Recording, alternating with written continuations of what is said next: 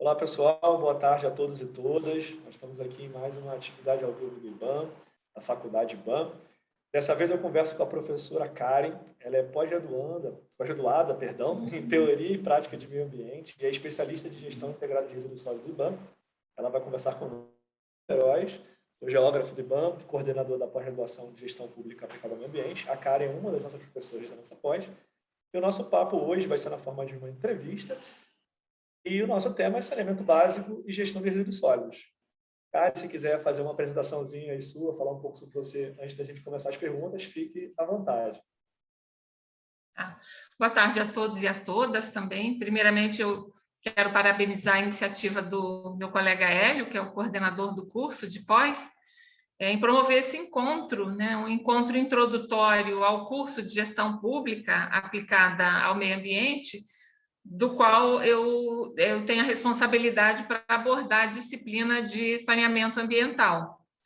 Tenho já uma experiência de mais de 20 anos nesse tema, coordeno essas atividades no IBAM, de saneamento básico e gestão de resíduos sólidos, andando pelo Brasil afora, pode-se dizer, efetivamente, do Oiapoque ao Chuí. Bem, então vamos que vamos. Nossa primeira pergunta, para a gente começar o nosso bate-papo Bem, Karen, fala um pouco para a gente sobre a diferença desses conceitos, então, que eu acredito que muita gente, eu vejo, a gente vê por aí as pessoas utilizarem alguns deles como são sinônimos, faz diferenças e explica aí para a gente a diferença entre saneamento básico, saneamento ambiental e a gestão de resíduos. O que cada um se refere? Fala um pouquinho para a gente sobre isso. É interessante, Tem alguns aspectos bem pitorescos com relação a essa diferença, sobretudo saneamento ambiental e saneamento básico, e eu vou trazer aqui porque eu fiquei surpresa, em aprofundar essas diferenças. Quando a gente fala em saneamento ambiental, do ponto de vista conceitual, ele tem um foco bem mais abrangente, um foco maior, porque ele vincula os serviços e ações efetivamente vinculadas ao meio ambiente, à saúde pública, na perspectiva de buscar a qualidade de vida da população.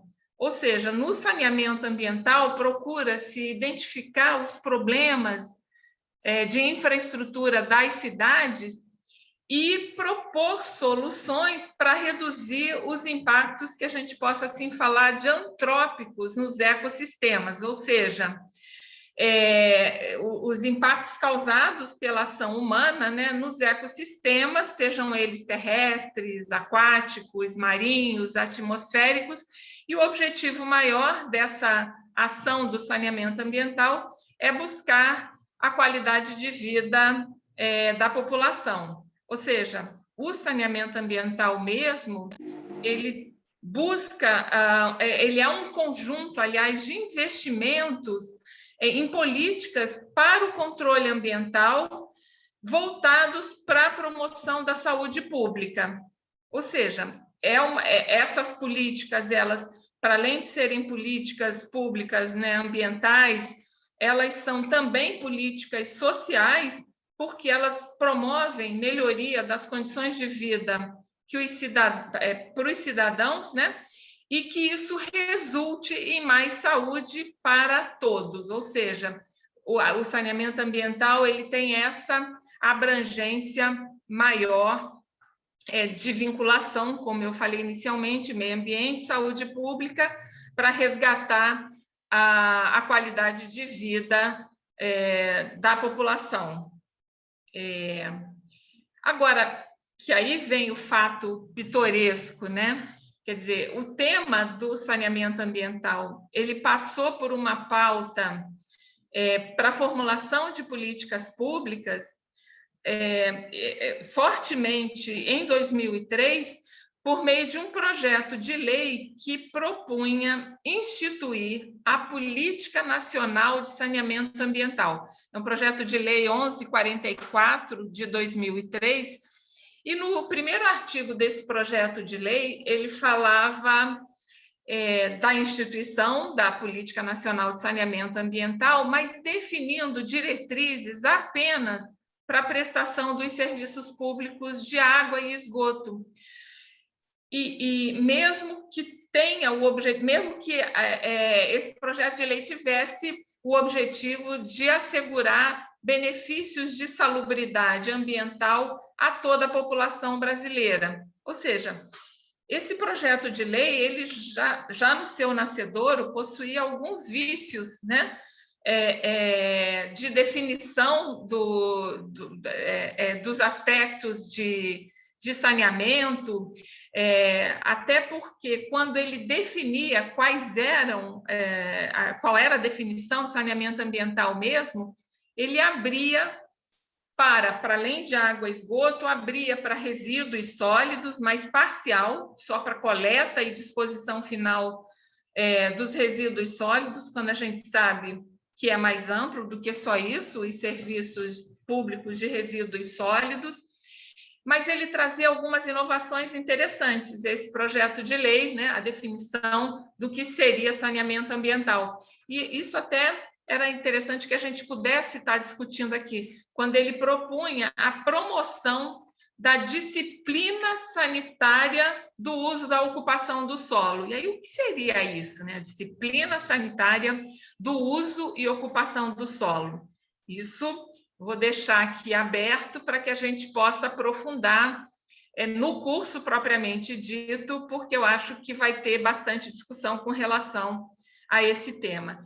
E também, na definição do saneamento ambiental desse projeto de lei, trabalhava fortemente o controle de vetores e reservatórios de doenças transmissíveis por meio hídrico, né?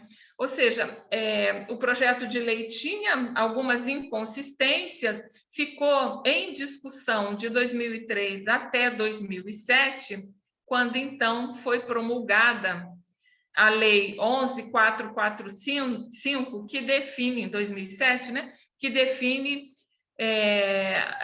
estabelece as diretrizes nacionais para o saneamento básico.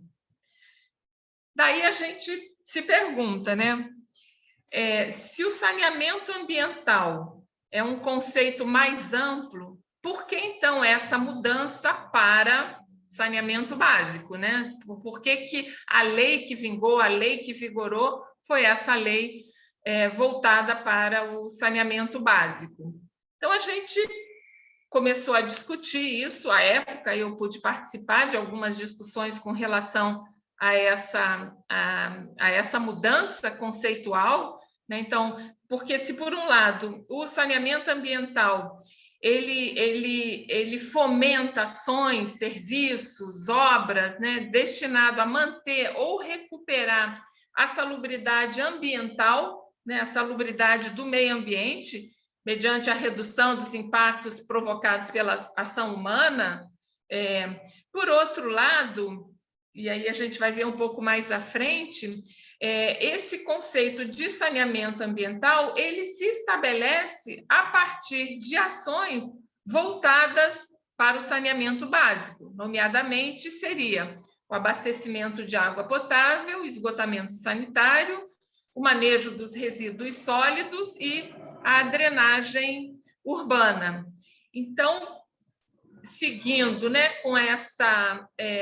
com o porquê dessa mudança, né, considerando que saneamento ambiental é um conceito mais amplo, porque então que voltamos para saneamento básico. Basicamente, em função da Constituição Federal de 1988. Na Constituição Federal de 1988, diversos artigos remetem, enquanto competência da União, enquanto competência conjunta, União, Estados, Distrito Federal e municípios, a instituir diretrizes ou promover programas de saneamento básico. Então, a Constituição, ela fala e trata de saneamento básico e não de saneamento ambiental. Inclusive, tem também um outro artigo que vincula o Sistema Único de Saúde à formulação de políticas e de execução de ações para o saneamento básico. Então, a mudança conceitual, né, do saneamento ambiental para o saneamento básico se deve exclusivamente ao que diz, ao que regula a nossa Constituição. Senão deveria ser feita toda uma alteração de vários artigos da Constituição remetendo ao saneamento ambiental. Me parece que era mais fácil, mais simples a gente retomar o tema, né? E ao invés de utilizar saneamento ambiental, a gente utilizar, então, saneamento básico. Nasce, então, daí o conceito de saneamento básico, né? Que amplia, como inicialmente essa lei, esse projeto de lei propunha, amplia de só água e esgoto para os 4 componentes, que são abastecimento de água potável, eu acabei de falar, mas o esgotamento sanitário, a drenagem e o manejo das águas pluviais urbanas e a limpeza urbana e o manejo de resíduos sólidos. Então, a lei ela é forte, ela vincula esses 4 componentes como sendo de necessidade, né, quer dizer, ela amplia e coloca como sendo necessário trabalhar esses 4 componentes fortemente para que a gente tenha um ambiente mais saudável nos municípios brasileiros. Só para fechar, quando a gente fala quando a gente fala, então, o termo, né, gestão de resíduos sólidos, a gestão dos resíduos sólidos, a gente vai poder aprofundar isso mais no curso mesmo, mas são atividades que o projeto de lei se referia só à coleta e disposição final, mas são atividades muito maiores do que só coleta e disposição final. Então, tem vários serviços nesse meio do caminho, né? Inclusive os serviços ligados à limpeza urbana, que é a varrição de logradouros públicos, poda, capina, limpeza de parques, toda a parte de conservação urbana, né, das vias urbanas, né, ou das praças públicas, né, e também a coleta, que aí seriam as atividades de manejo de resíduos sólidos, né? Então, teríamos também a coleta, o transporte dos resíduos, triagem, tratamento dos resíduos sólidos para, por fim, encaminhá-los à disposição final.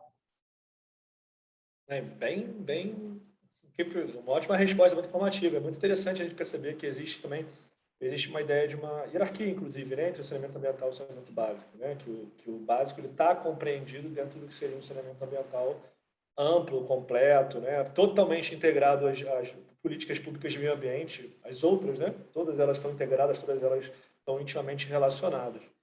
Então, a gente falou desses conceitos, acho que cabe também perguntar, e aí, quem é quem nessa história? Quem é responsável por atuar dentro do poder público, né, dentro do poder público? Quem são os entes federativos responsáveis por executar essas atividades? A Constituição ela é muito clara, né? Ela define competências à União, define competências aos entes federados, né? Aí entra a União, Estado, Distrito Federal e os municípios, e também ao cidadão. Então, eu relembro aqui algumas... quando ela fala assim, que compete à União instituir diretrizes. Aí fala do desenvolvimento urbano, da habitação e do saneamento básico. Então, quando a gente tem a Lei 11.445, que estabelece as diretrizes nacionais para o saneamento básico, a gente vê aí a União atuando, né, dentro das suas competências. E aos estados, né, Distrito Federal e municípios, claro que com uma coparticipação da União, a gente tem a responsabilidade de proteger o meio ambiente, isso segundo a Constituição, e de promover programas, né, para a construção de moradias, melhoria das condições habitacionais todas elas vinculadas ao saneamento básico. Então, o saneamento básico entra também como uma competência dos diferentes entes da União, entes federados, né? E o interessante é que tem um artigo lá, o artigo que todo mundo conhece, que diz que todos temos direito ao meio ambiente ecologicamente equilibrado, bem de uso comum do povo e essencial à saúde, à sadia qualidade de vida, impõe ao poder público e a nós, cidadãos, o dever de defender e preservar esse meio ambiente para as futuras gerações. Ou seja, não só o poder público tem responsabilidades com relação ao saneamento básico, a implementar ações voltadas ao saneamento básico, mas também a coletividade, a população, os brasileiros e brasileiras, né? E assim, isso é uma discussão que é muito recorrente quando a gente vai trabalhar especificamente os serviços públicos de saneamento básico, como eu falei, abastecimento de água, esgotamento sanitário, limpeza urbana e manejo de resíduos sólidos, assim como manejo de drenagem urbana, né?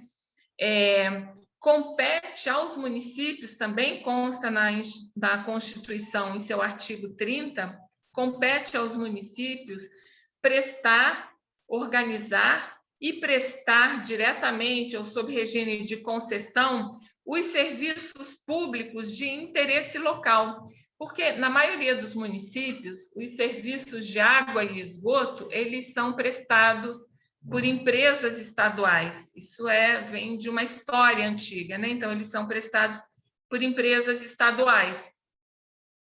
Mas a titularidade desses serviços, o responsável efetivamente por esses serviços é o município. Então, o município é o titular dos serviços de saneamento básico e, a partir daí, ele concede esses serviços por meio de contratos, né, para quem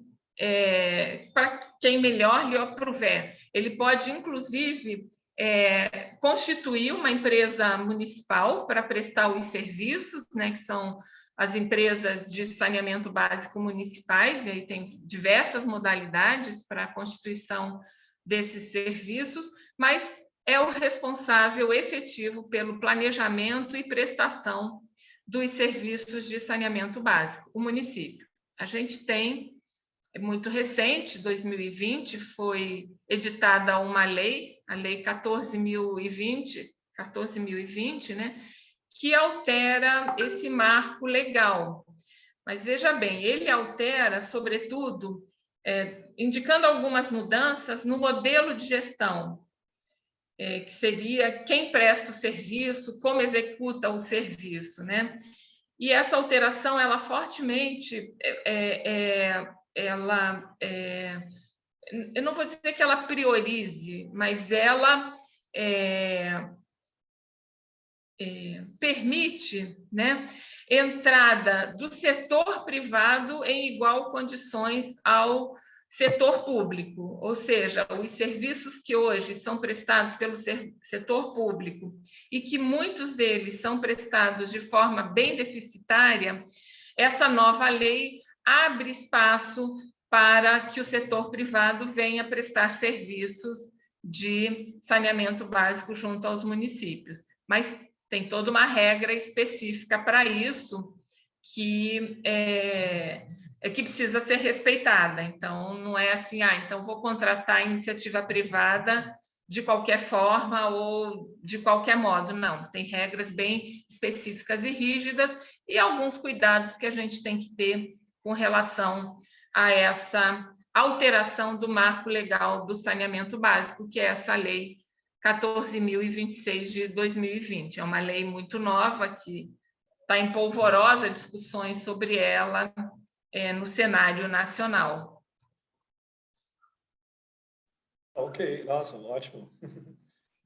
E aí eu acho que cabe para a gente fazer um último ponto aqui, né? Como é que está? Como é que está o nosso cenário atual, né? A gente teve aí uns marcos, né? Marcos muito importantes vindo aí, ao longo dessa linha do tempo, né? Que se construiu muito bem. Tem muito recente, esse marco muito recente, do qual obviamente a gente precisa estar dentro dele ainda praticamente, né, o marco do ano passado era um marco que a gente já está dentro dele, por assim dizer, não houve nem tempo de uma resposta em grande escala a esse novo marco. Mas, obviamente, né, a gente teve todo um acúmulo de iniciativas ambiental, enfim, de saneamento, mais amplo possível, né, mas saneamento ambiental. Como é que está o nosso cenário atualmente no Brasil, cara? Como é que você avalia o cenário atual de saneamento no nosso país? A gente costuma dizer que o saneamento no Brasil tem pressa, é urgente, está para lá de defasado, né? Então, a gente tem uma legislação bastante forte, só que a aplicação da legislação ela anda em passos muito lentos. Então, a gente tem, como eu falei, as diretrizes nacionais para o saneamento básico, nós temos também a Política Nacional de Resíduos Sólidos, que define muito bem o que deve ser feito, o que precisa ser feito. A Lei de Consórcios Públicos, porque é interessante um dado, o Brasil ele tem quase 90% dos municípios brasileiros tem população até 50 mil habitantes. E a metade, imagina você, a metade, nós temos 5.570 municípios, a metade dos municípios brasileiros tem população, quase a metade, tem população até 10 mil habitantes. Imagina como que esses municípios sobrevivem, né? Para serem responsáveis por todas as demandas que são impelidas pelo poder público central, pela União, para que os municípios atendam com qualidade os seus munícipes, não é? Então, a Lei de Consórcios Públicos ela vem facilitar na perspectiva de poder agregar vários municípios para buscar soluções comuns para problemas comuns desses municípios. Então, a gente tem uma lei de consórcio público, que é uma lei bem consistente, as diretrizes nacionais para o saneamento básico, a Política Nacional de Resíduos Sólidos, e agora essa lei que altera parcialmente o marco legal do saneamento básico. Então, em termos de legislação, nós estamos, diria eu, bem servidos, né? E, sobretudo, porque esse marco regulatório, o foco dele é a universalização dos serviços de saneamento básico, relembrando abastecimento de água potável, esgotamento sanitário, limpeza urbana e manejo de resíduos sólidos e manejo das águas pluviais urbanas. Só que essa universalização ela deve chegar a todos os brasileiros e brasileiras das regiões urbanas, das áreas urbanas e das regiões das áreas rurais, né, que são todos, mesmo que você faça uma forma diferenciada da prestação do serviço, mas tem que chegar até eles, mas tem que ser, os serviços eles têm que chegar à população com qualidade, quantidade e regularidade. Ou seja, não adianta você dizer disponibilizar água potável uma vez por semana para a população. A população tem que ter acesso à água potável todos os dias. A população tem que ter acesso à rede de esgoto na porta das suas casas, né? E essa rede de esgoto, esse esgoto coletado, ele tem que ser tratado. Não adianta eu ter uma rede de esgoto e não tratar e jogar no primeiro corpo hídrico que eu encontro na frente, né, enfim, que eu encontro nos municípios, o primeiro corpo hídrico que a gente encontra.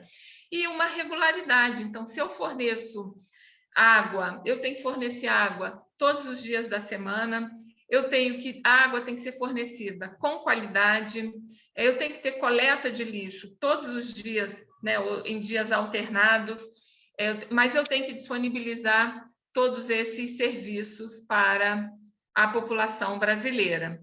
E o que a gente tem, ou seja, eu tenho um marco legal forte que promove, né, ou que obriga a universalização dos serviços de saneamento básico, mas, por outro lado, temos alguns dados que são dados que nos chamam muita atenção.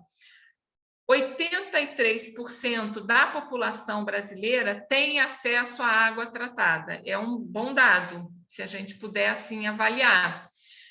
A gente só não amplia mais esse dado de acesso à água tratada, porque 38% dessa água que é distribuída, ela se perde na distribuição. Alguns municípios, essa perda de água na distribuição chega a 70%. Recentemente, a gente trabalhou num município que chegava a 70% a perda de água, ou seja, eu capto água de um manancial, eu trato essa água que tem um custo significativo e quando eu vou distribuir essa água para os moradores da minha cidade, eu perco 50%, 70%, esse 38% é uma média, porque tem, claro, locais que perdem muito menos, né? Então, veja, é um dado alarmante enquanto a situação do saneamento do Brasil. Apenas, com relação ao esgoto, apenas 53% da população tem rede de esgoto. E dessas 53% que tem rede de esgoto, só 46% são tratados. Ou seja, a gente está jogando esgoto in natura no meio ambiente, sejam em oceanos, quando eles falam, vamos fazer aqueles interceptor oceânico, né, que leva o esgoto lá para alto mar, mas ele só está levando para lá e está diluindo porque lá tem mais água para diluir, mas seria correto a gente mandar o esgoto in natura, mesmo nesses, né, mesmo para o alto mar, para o fundo do oceano? Não, você está poluindo e a gente tem visto o reflexo disso cada vez mais nas mídias, né, o quanto que os oceanos estão comprometidos com poluição. E que aí vem o tema dos resíduos sólidos, quase metade dos municípios, e ainda não temos, em população, mas quase metade dos 5.570 municípios brasileiros ainda se utilizam de lixões para a disposição final dos resíduos sólidos. Ou seja, a situação, né, o estado da arte de saneamento do Brasil, a situação do saneamento do Brasil, ela é bem grave. A gente tem por exemplo, né, uma discrepância enorme entre o atendimento nas áreas urbanas e o atendimento na área rural.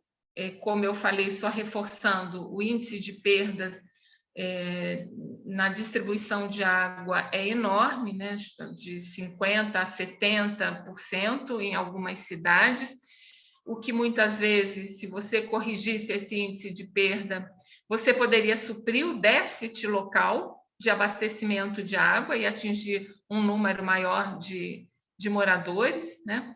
E você tem também redes de esgoto implantadas, mas não conectadas às estações de tratamento. Ou seja, mais uma vez reforçando, o saneamento do Brasil tem pressa, tem muita pressa a gente trabalhar nessa direção de melhorar as condições de saúde da população e aí, quem sabe, né, avançar para o saneamento ambiental. Obrigado, cara, pela resposta completa, gente. Eu percebi, eu achei bem interessante, porque eu acho que ficou bastante evidente, né, o quanto que o tema do saneamento ele se integra às outras questões de maneira muito íntima, de fato, né, muito basal, assim, de ser uma das bases, né, de outras questões. Na nossa live anterior, na nossa conversa anterior, a gente falou muito sobre resiliência climática, mudanças climáticas, e você trouxe a questão hídrica, do desperdício, que é um fator de má gestão hídrica. A gente está no período grave de seca, né, de reservatórios baixos, e a gente tem municípios, como você colocou, desperdiçando, né, dentro da rede ali, da gestão, 70% da sua água. Né? Então, assim, é claro que a gente está falando dos municípios, mas assim, né, são também as empresas, as concessionárias, né, que estão por trás do abastecimento, todos os atores têm a sua responsabilidade, né? E dialoga muito com isso, porque dialoga o acesso ao saneamento ambiental, o saneamento básico e ambiental, mais amplo, dialoga com os conceitos de justiça ambiental. Em geral, quem é que tem acesso? Né? Quem é que tem acesso a serviço de maneira direta? Quem é que tem acesso a um esgoto tratado na porta da sua casa, uma coleta constante, um destinamento adequado para não trazer um prejuízo ambiental futuro, né? Por um acúmulo de um destinamento inadequado, né? Enfim, tudo isso tem também endereços, né? Claramente isso tem endereço. Então, dialoga também com a questão do racismo ambiental e da justiça ambiental. Isso dialoga com a questão da responsabilização dos grandes geradores de resíduos, como você disse, e eu não vou estragar o seu mistério da gente deixar uma boa parte da discussão para a nossa disciplina, né? Mas quando a gente fala sobre resíduos, né, é semelhante a quando a gente fala do consumo de água, é semelhante quando a gente fala dos grandes poluidores, que o consumidor, obviamente, tem um papel importante, né? Tanto como usufruidor dos direitos garantidos pela Constituição, mas também como parte, como um ator, né, dentro da questão da garantia de um meio ambiente equilibrado, de qualidade. Assim como o poder público tem, e assim como os outros atores da nossa cidade, as grandes empresas têm. E no caso da gestão de resíduos, por exemplo, existe toda uma estratégia orientada para essas grandes empresas que são grandes produtoras de resíduos, né? Nós, como consumidores, consumimos resíduos, mas existe toda uma responsabilidade importantíssima também, eu diria também, para usar o mesmo termo, basal dentro da política de resíduos sólidos, né? Sobre essas empresas, né? Que tem que ser fiscalizado, tem que ser cumprido, e o poder público tem que estar, assim como a população, dependendo das estratégias de transparência, é claro, capazes de fazer esse controle, esse monitoramento, essa fiscalização. Bem, eu acho que ficou ótimo, a gente conseguiu fazer até uma integração entre os temas, cara. Eu queria agradecer muito a sua participação, eu acho que as respostas foram maravilhosas. Queria agradecer ao nosso público também, que vai estar assistindo junto com a gente. Dessa vez a gente não conseguiu a interação ao vivo, a gente optou pela gravação, né? Mas a gente vai estar de olho nas interações de vocês nas nossas redes sociais. Quem quiser fazer comentários com perguntas, tanto no YouTube quanto no Instagram, quanto em qualquer outro canal que a gente disponibilizar os vídeos, fiquem à vontade, a gente vai fazer todo o esforço para responder. Então, agradeço novamente e deixo aí com a Karen para ela dar enfim, falar uma fala de encerramento, se despedir. Fica à vontade, Karen, a fala é sua antes da gente encerrar. Tá ótimo. Mais uma vez, reforçando aqui a importância da gente participar desse processo de formação de profissionais no tema do saneamento, seja básico, ambiental, porque, como você falou, eles estão super interligados, não é? Então, não tem como eu dar conta de melhorar as condições ambientais se eu jogo esgoto ou lixo nos meios, no meio ambiente, né? Então, acho que a gente tem que estar trabalhando fortemente, quanto mais pessoas conscientes da responsabilidade que nós temos sobre essa resiliência ambiental, a gente consegue mudar um pouco a cara, né, do saneamento básico nesse país. E como você falou, realmente tem endereço aqueles que... E essa é uma das maiores preocupações desse novo marco legal, não é bem um novo marco, dessa alteração do marco legal, né, quando ele privilegia a entrada do capital privado para suprir os serviços de saneamento básico, e é claro que a gente conhece historicamente que fica ele com o filé do programa, do projeto, da iniciativa, né, da necessidade do município, e aquelas pessoas menos favorecidas acabam que podem continuar sofrendo com o desabastecimento dos serviços de saneamento básico. Então, a atenção que a gente tem que ter prioritária é a universalização dos serviços, não só para a área urbana, mas para a área rural também, com qualidade, regularidade e quantidade para suprir as necessidades humanas, enfim, dos nossos conterrâneos. Bem, muito obrigado novamente, Karen. A gente fica por aqui, então. Essa foi mais uma atividade nossa aqui da Faculdade BAM. Espero que vocês participem lá, postem seus comentários, a gente vai buscar responder a todos. Muito obrigado a todos e a todas. Um grande abraço. Até a próxima. Até.